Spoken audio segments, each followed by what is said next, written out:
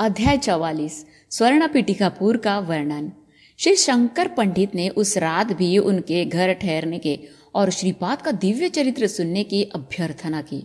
अगला दिन स्नान संध्यानुष्ठान आदि पूरा करके पश्चात हम त्रिपुरांतकेश्वर के दर्शन के लिए मंदिर गए। उस मंदिर में भास्कर जी ने श्रीपाद के बारे में विस्तार रूप से बताया। श्रीपाद का जन्म स्थल वत्स, श्रीपाद साक्षात शिव स्वरूप है, श्री विष्णु स्वरूप है। वे पीठिकापुर में अदृश्य होकर काशी पहुंचे थे। गंगा नदी में नहाए वे पीठिकापुर में अवतरित होकर भूतत्व और को आगे बढ़ाने के चैतन्य देते हैं। इसलिए पीठिकापुर की भूमि ने चैतन्य प्राप्त किया। फल स्वरूप आगामी शताब्दियों में स्थापित होने वाले उनके महासंस्थान में उनकी दिव्य पादुकाएं प्रतिष्ठित होती है। वहां की भूमि जागृत होकर क्रमशः पूरे भूमंडल को जागृत करती है। जहां भूमि जागृत होती है उस प्रदेश के लोग दिव्याकर्षण शक्ति से पीठिकापुर आकर्षित हो ही जाते हैं। इससे हमें यह ज्ञात होता है कि उन्होंने अपना पृथ्वी तत्व यज्ञ पीठिकापुर से शुरू किया। जिन प्रदेशों में उन्होंने विचरण करने वाले हैं वे सभी प्रदेश हमारी जानकारी के बिना जागृत हो जाते हैं।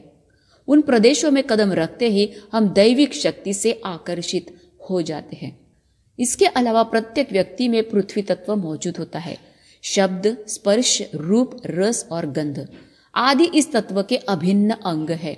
इसलिए यदि योग की दृष्टि से देखा जाए तो जिसके शरीर का पृथ्वी तत्व श्रीपाद की दिव्य करुणा से जागृत होता है वे अवश्य पीठिकापुर आकर्षित होते हैं। मैंने अपना संदेह व्यक्त किया, आर्य, इस दुनिया के जिन लोगों के शरीर का पृथ्वी तत्व जागृत होता है वे सभी पीठिकापुर भौतिक रूप में आ सकते हैं क्या? तो स्वर्ण पीठिकापुर की महिमा वो बताते हैं।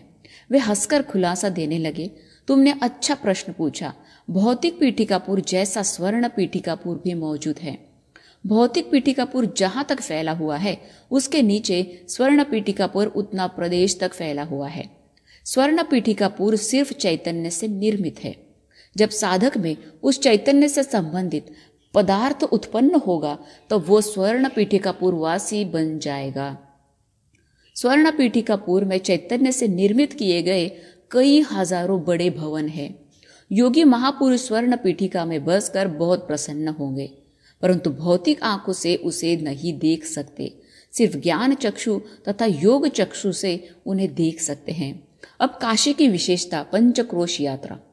इस तरह स्वर्ण काशी भी उपस्थित है। भौतिक काशी नगर जहां तक व्याप्त है वहां तक स्वर्ण काशी का अस्तित्व है। इसलिए तो काशी यात्राम गमिष्यामि तत्रैव निवसाम्यहम् इति ब्रुवाण सततम काशीवास फलम लभेत इति कहा गया है। मैं काशी जाता हूँ, वहीं रहता हूँ, ऐसा जो हमेशा बोलता रहता है उसे काशीवास फल सिद्ध होता है। स्वर्ण काशी में किसी भी मानव का चैतन्य रहने के लिए और उनका अनुग्रह पाने के लिए व्यक्ति को सर्वदा मन में काशी विश्वेश्वर को रखना है। इसमें नहीं जानने वाली बात कहाँ से आई? तुम्हारे अन्नमय कोश से संबंधित भौतिक पीठिकापुर मौजूद है, उसी तरह भौतिक काशी उपस्थित है। प्राणमय कोश से संबंधित प्राणमय पीठिकापुर है। प्राणमय काशी है। मनोमय कोश से संबंधित मनोमय पीठिकापुर है। मनोमय काशी है। विज्ञानमय कोश से संबंधित विज्ञानमय पीठिकापुर है। विज्ञानमय काशी है। आनंदमय कोश से संबंधित आनंदमय पीठिकापुर है और आनंदमय काशी है। आनंदमय पीठिकापुर ही स्वर्ण पीठिकापुर कहलाता है। उसी तरह आनंदमय काशी ही स्वर्ण काशी है। तब मैंने अपना एक और संदेह प्रकट किया, महाशय, मैं अल्पज्ञ हूँ। कुछ लोगों की धारणा है कि काशी में पंचक्रोश यात्रा करने से महाफल मिलता है। वो क्या है, कृपया मुझे समझाइए। तो भास्कर पंडित ने कहा, वत्स, पंचक्रोश यात्रा भौतिक यात्रा ही है। वास्तव में हमारे चैतन्य को अन्नमय, प्राणमय, मनोमय, विज्ञानमय और आनंदमय कोशों की पंचक्रोश यात्रा करनी है। यही है इसका अंतरार्थ। श्रीपाद के अनुग्रह से साधकों में पंचक्रोश यात्रा करने की शक्ति मिलती है। इसलिए वे अपने योग शक्ति से पंचभूतों से संबंधित पंच महायज्ञ करते हैं। उन पंच महायज्ञों के प्रतीक के तौर पर कुरोपुर निकट पंचदेव पहाड़ में दरबार करते हैं, जो साधक अनुष्ठानवान होते हैं और जिनको योग दृष्टि होती है वे दैव रहस्य समझ सकते हैं, आम मानव को कदाचित समझ में नहीं आएगा। श्रीपाद जी गंगा में नहाए तो गंगा मैया प्रत्यक्ष होकर प्रत्येक दिन गंगा में नहाने का न्योता दिया। श्रीपाद ने वरदान प्रदान किया कि वे जरूर प्रतिदिन काशी में नहाएंगे। गंगा मैया का चैतन्य भी पंचक्रोश में रहता है, अर्थात अन्नमय, प्राणमय, मनोमय, विज्ञानमय, आनंदमय कोशों में रहता है। तब मैंने पूछा, महाशय गंगा मैया तो जल स्वरूप है, ऐसे में उन्हें पंचक्रोश कैसे कहते हैं? ये बात मुझे अजीब लग रही है और मैं समझ नहीं पा रहा हूं। भास्कर पंडित ने हंसते हुए कहा, वत्स, देवी देवता मंत्र स्वरूप होते हैं, वे भौतिक रूपी नहीं। मंत्र तो शब्द ब्रह्म के शक्ति रूप हैं। गंगा मां का अर्थ है शक्ति रूप में तथा चैतन्य स्वरूप में विद्यमान देवता। भौतिक रूपी गंगा नदी स्वरूप से तादात्म्य स्थिति में उपस्थित अभिमान देवता ही गंगा मां है, अर्थात चैतन्य रूपी देवता। इसी तरह सूर्य भगवान का मतलब है आकाश में दिखाई देने वाला सूर्य नामक खगोल से तादात्म्य स्थिति में उपस्थित चैतन्य रूप देवता स्वरूप है। ये धर्म सूक्ष्म एवं निगूढ़ दिव्य रहस्य तुम्हें अच्छी तरह समझना होगा। मानव में जल तत्व रहता है। उस जल तत्व शुद्धि करने हेतु श्रीपाद ने जल यज्ञ करने का संकल्प किया, इसलिए प्रत्येक दिन काशी में गंगा स्नान करने निश्चय किया। उस योग प्रक्रिया से भौतिक रूपी सभी जलावास पवित्र हो जाते हैं। पवित्र नदियां अपने प्रदूषण से मुक्त होकर पवित्र बन जाती हैं। गंगादि महानदियां पाप भूइष्ट मानव नहाने हेतु अपवित्र हो जाती हैं। महापुरुष चैतन्य स्वरूप एवं पुण्य पुरुष होने के कारण उन नदियों में जब वे नहाते हैं फिर से पवित्र बन जाती है। जीव राशियों के स्वरूप में जल तत्व रस स्वरूप में रहता है। उस जल तत्व शुद्ध करने के लिए ही श्रीपाद जल यज्ञ करते रहते हैं। श्रीपाद श्री वल्लभ समय सिर्फ अपने हाथ के इशारे से सैकड़ों करोड़ों ब्रह्मांडों की सृष्टि स्थिति लय करने की क्षमता रखने वाले त्रिमूर्त्यात्मक दत्त प्रभु हैं। वे लील मानुष विग्रहधारी हैं। त्रेता युग में भरद्वाज महर्षि को दिया हुआ वचन निभाने भारद्वाज गोत्र में पीठिकापुर में उस पुण्य स्थल में पैदा हुए जहां सावित्री काठक चयन किया गया। उनके अवतार का उद्देश्य महायोगियों, महासिद्धों तथा महापुरुषों को अनुग्रह करना और उनके जरिए धर्मोद्धरण करना। उनका ये वचन अक्षर सत्य है कि वे नरसिंह सरस्वती के रूप में अवतरित होने वाले हैं। वे कई बार बोले थे कि इस वचन पर संदेह करने वाले श्रीपाद को खिल्ली उड़ाने वाले पिशाच जैसे पैदा होंगे, कमजोर तथा अभागों पर हावी होंगे। वे गंधर्व नगर में नरसिंह सरस्वती के रूप में उन पिशाचों को मुक्ति देने वाले हैं। उनके दिव्य वचनों को शक की नजर से जो देखते हैं वे रौरवादी नरक प्राप्त करते हैं। तुम श्रीपाद जी श्री वल्लभ चरितामृत लिखने जा रहे हो, ये अक्षर सत्य ग्रंथ है। ये कई भाषाओं में अनुवादित किया जाएगा। इस महापवित्र ग्रंथ का पारायण किसी भी भाषा में करो, विशेष फल प्राप्ति होती है। उस महापुरुष ने स्पष्ट रूप से बताया कि अपना चरितामृत अनुवाद करने के लिए योग्य व्यक्तियों को वे खुद चुन लेते हैं। उस ग्रंथ का अनुवाद करने के अवसर पर उस अनुवादक पर अपनी विशेष कृपा दृष्टि कायम रहेगी।